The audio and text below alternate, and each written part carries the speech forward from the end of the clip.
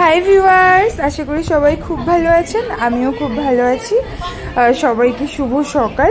এবং আজ তো আরজিকর কাণ্ডের শুনানির দিন, যাতে অভয়া সুবিচার পায়, এই প্রার্থনা নিয়ে আজকের দিনটা শুরু করছি। আজ আমার হাজব্যান্ডের জ্বর, তো ওই জন্য ওর জন্য সকাল সকাল একটু লিকার চা আদা দিয়ে বানিয়েছি।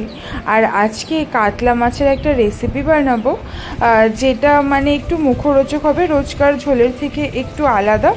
তো এই জন্য সকাল সকাল ইউটিউব ঘাঁটতে বসে গিয়েছিলাম। তো অতনু রান্নাঘর বলে যে চ্যানেলটি আছে, ওটি আমার খুব ফেভারিট একটা চ্যানেল। কখনো ওনার রেসিপিগুলো ট্রাই করা হয়নি, কিন্তু আজ করছি এই কাতলা মাছের ঝোল রেসিপিটা। তো চলুন দেখে নেওয়া যায় কীভাবে বানিয়েছি। প্রথমে মাছগুলো ভালো করে ধুয়ে নুন হলুদ আর তেল মাখিয়ে মাছগুলোকে ভেজে নিয়েছি।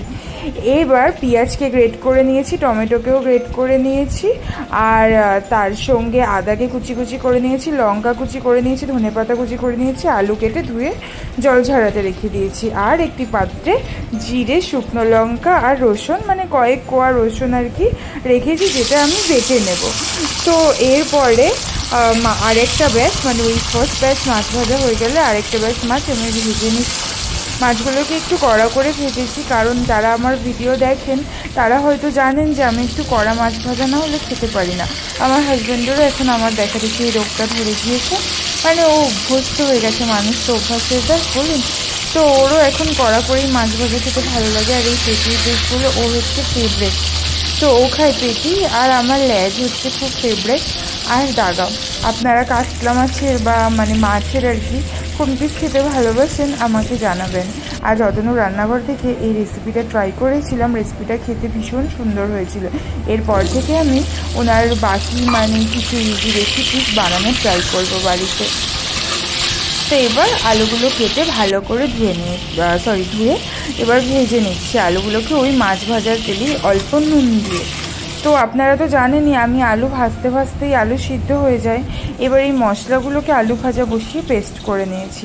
এই যে দেখুন, মশলাটা একদম আমার বাটাবাটি কমপ্লিট।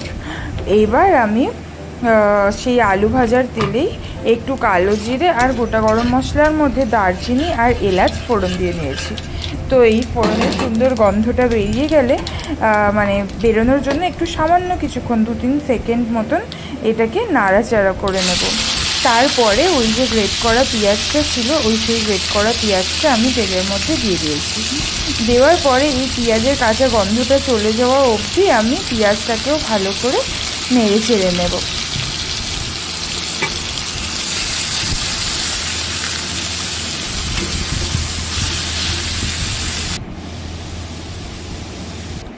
তো পেঁয়াজটা ভালো করে লাল লাল করে ভাজা হয়ে যাওয়ার পর দেখুন আমার আলুগুলোও সুন্দর করে ভাজা হয়ে গিয়েছে।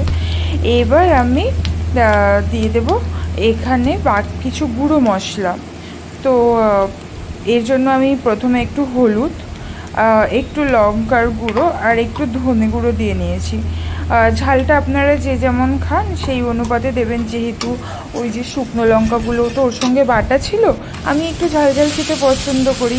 আর আমার হাজব্যান্ডেরও জ্বর মুখে একটু ঝালটা ভালো লাগবে, ওই জন্য আমি একটু বেশিই ঝাল দিয়েছি। আপনারা যে যেমন ঝাল খান সেরকমই ঝাল দিয়ে নিতে পারেন। এবার আমি এটাকে ভালো করে মশলাটাকে কষিয়ে নিচ্ছি। তো দেখুন মশলাটা খুব ভালো করে কষিয়ে দিয়ে তেলটাও রিলিজ হয়ে গিয়েছে। এবার আমি ওই টমেটোটা যে গ্রেট করে রেখেছিলাম সেই টমেটো পিউরিটা দিয়ে টমেটোটার কাঁচা গন্ধটা চলে যাওয়া অবধি এটাকেও ভালো করে কষিয়ে নেব।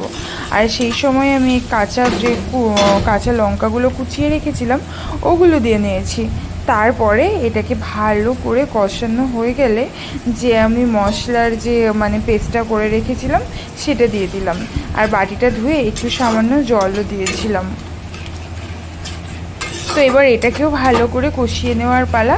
তেলটা রিলিজ হলে এটাকেও ভালো করে কষিয়ে নেব,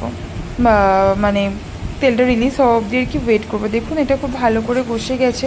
এই পর্যায়ে আমি পরিমাণ মতো নুন দিয়ে নিচ্ছি, যতটা আর কি নুন লাগে, যেহেতু আমি আলু ভাজার সময়তে নুন দিয়েছিলাম তাই আমি সামান্য পরিমাণে নুন দিলাম। আপনারাও নুনের স্বাদটা যদি এই রেসিপিটা ট্রাই করেন তাহলে নুনের স্বাদটা বুঝে অ্যাড করতে পারেন।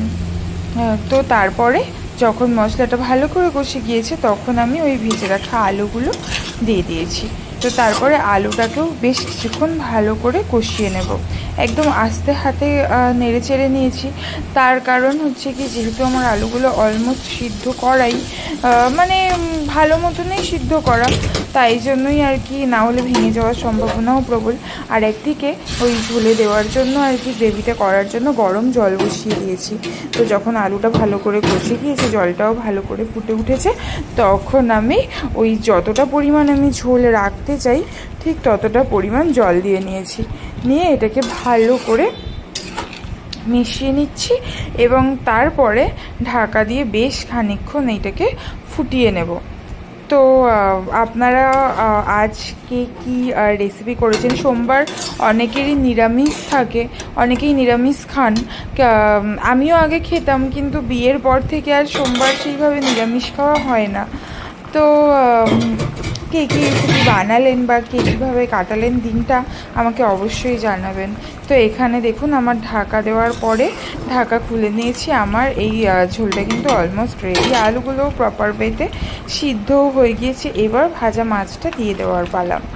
তো আমি এখানে ভাজা মাছগুলো একে একে দিয়ে দিলাম।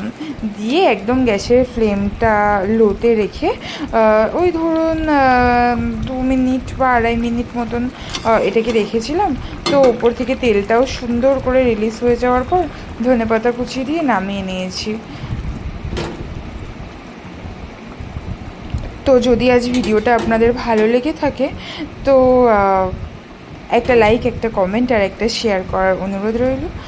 আর এটা রান্না করবার পরই আমি আমার হাজব্যান্ডকে খাবার খেতে দিয়ে দিয়েছিলাম। তার কারণ ও তো আবার অফিস যাবে, আর সকালে মানে তাড়াহুড়োর সময় সকালে এই রেসিপিটাই বানিয়েছিলাম। তারপর দুপুরের মেনুও আবার বানাবো। দেখুন, দেখতে যতটা লোভনীয়, খেতেও কিন্তু অসাধারণ সুন্দর হয়েছিল। তো তারপরে ওকে ভাত বেড়ে দিয়েছি।